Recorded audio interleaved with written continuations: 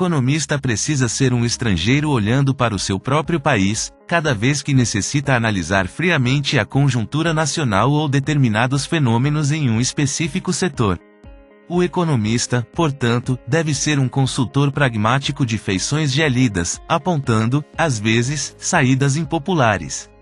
Talvez por isso, por uma questão de aparência e não de essência, seja o mais incompreendido dos profissionais e muitas vezes, seja apontado como maldito pela sociedade, por empresários e por muitos políticos.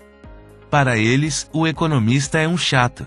O economista já foi acusado de dar 6 soluções distintas para um mesmo problema, sendo que cada uma levaria a 6 efeitos diretos diferentes, e outros 6 colaterais.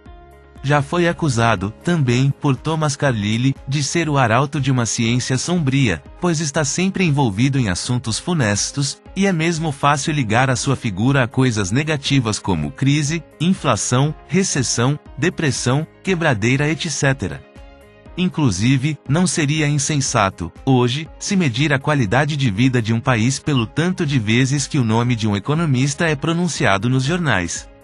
Um tipo de índice que prognosticaria, quanto mais se entrevista economistas, pior está o país.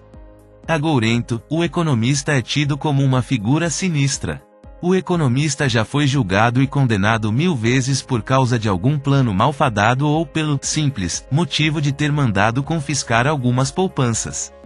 Ele é apontado, não raramente, como defensor de políticas econômicas restritivas ou como protetor dos fortes e opressores capitalistas.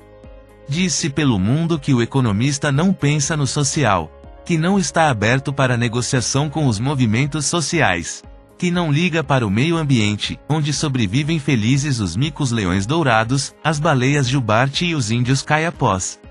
Que o economista está sempre pessimista frente às novidades que ferem a sua ortodoxia. Que o economista é um desumano.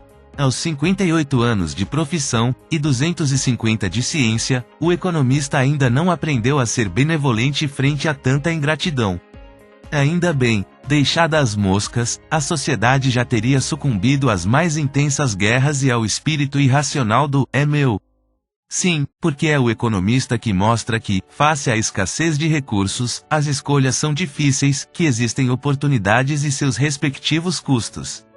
É o economista que apresenta à sociedade, aos empresários e aos políticos a ideia mais racional de suas escolhas, que não se resume em suas preferências, que levaria à conflagração brutal, mas também, e especialmente, em suas restrições orçamentárias.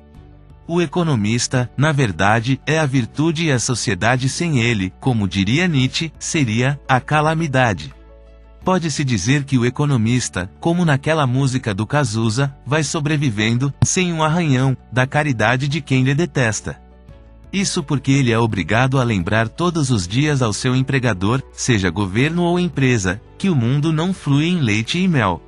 Sociólogos podem dizer, coitadinhos dos pobres, juristas podem indagar, cadê o direito dos pobres, e historiadores podem exclamar, os pobres se dão mal na luta de classes, são oprimidos. Mas o economista não, ele precisa formular mecanismos, dentro do sistema e da democracia, para que a distribuição de renda seja melhorada e para que haja maiores oportunidades de ascensão. O economista tem que medir o uso dos 4 elementos da natureza, equacionando-os ao uso do capital e da mão de obra, e ainda, por fim, tem que medir o impacto disso micro e macroeconomicamente. Ufa! E dizem que o economista é desumano. Desumana é a inflação, o maior imposto que o pobre poderia pagar pelo seu alimento, pois disso não há contrapartida, somente corrosão do poder de compra do seu salário. É bom lembrar como, nos anos 1990, depois de uma década perdida, envolta em crise fiscal, com dívida externa na hora da morte e super-ultra-mega inflação, uns economistas planejaram e ajudaram a implantar um bem-sucedido plano de estabilização que até hoje mantém as bases do sistema brasileiro. Ruim é escutar, hoje, o cancan cantar, mas esses economistas só pensam em estabilidade? Pior é ver o economista, que poderia ficar indiferente à vozearia, responder, não, meu filho, pensamos nos ganhos e nas perdas da sociedade. A profissão do economista não é a de ser mãe, mas, mesmo assim, ele padece no paraíso. Sair da armadilha de uma inflação superindexada e, ao mesmo tempo, instituir um plano de estabilização monetária, é somente um dos exemplos clássicos da importância do economista para a sociedade. O economista calcula tudo e sua formação filosófica, ética, matemática, teórica e transdisciplinar, o coloca em situação privilegiada entre os outros profissionais, podendo flexibilizar-se entre a consultoria e auditoria de empresas e a tecnoburocracia do setor público, podendo também se especializar em projetos de viabilidade econômico-financeira e ministrar aulas e pesquisas nas faculdades.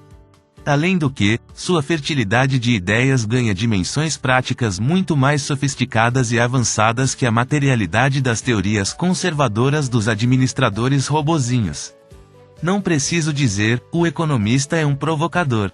Por fim, o economista ainda tem tempo para escrever sobre suas experiências e seus sutis pensamentos, transmitindo informações importantes a outros economistas e outros interessados, quando poderia estar escrevendo seu testamento, já que tantos querem matá-lo.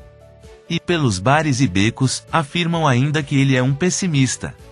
Que nada, o economista, como está sempre em busca de soluções para as incongruências do sistema, dos setores e das organizações, se mostra um otimista em relação ao futuro da sociedade e ao próprio futuro.